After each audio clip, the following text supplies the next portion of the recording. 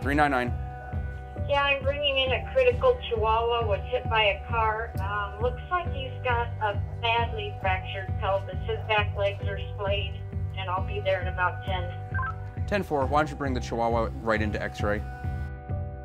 When you think of a Humane Society, you think of adoptions. You think of pets coming in and going right to the adoption floor, and that is not the case here. There is so much that goes into each and every pet that comes through our doors. Arizona Humane Society Emergency Dispatch. He wasn't running the engine or anything when the cat got stuck, right? If there is an avenue or street, I need to know, hon. You got it. We'll get somebody out, okay? So I got a cat tangled in the wires of a truck. An emergency animal medical technician is part of our Arizona Humane Society program to respond to calls for ambulance and rescue in the greater Phoenix area. Our primary goal is to get the animal safely onto the truck and then back to our Second Chance Animal Hospital as quickly as we can. Come on now. There we go. Okay. Hi, sweetheart.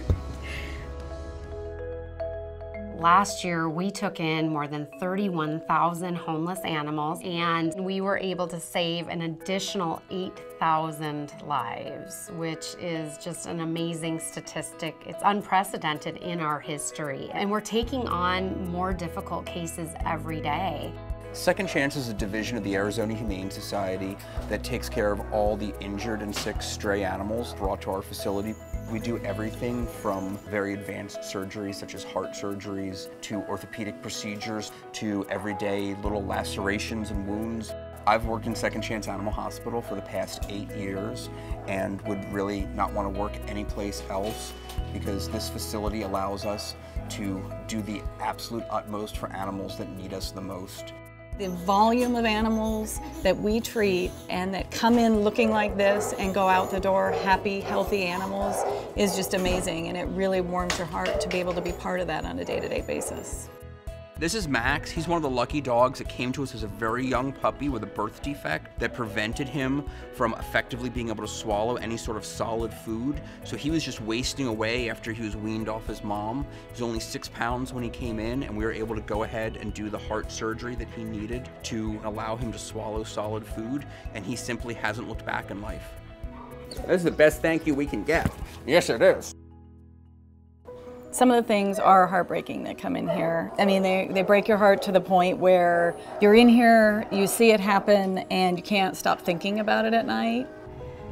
I can't fix everyone. I can't make people understand that animals have feelings and feel pain and love. I have to focus on what I can do, which oftentimes is just scoop them up, do the best that I can in the field, and get them back to our hospital.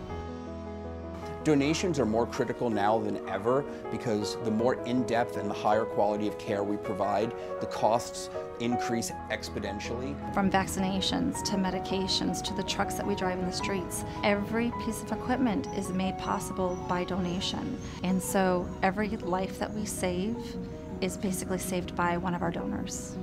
The average cost of care for the animals in our shelter is $422. I would encourage people to please give any amount that you can. It goes directly to these little guys that you see here. We do amazing work with those donations, and we would not be able to continue without them.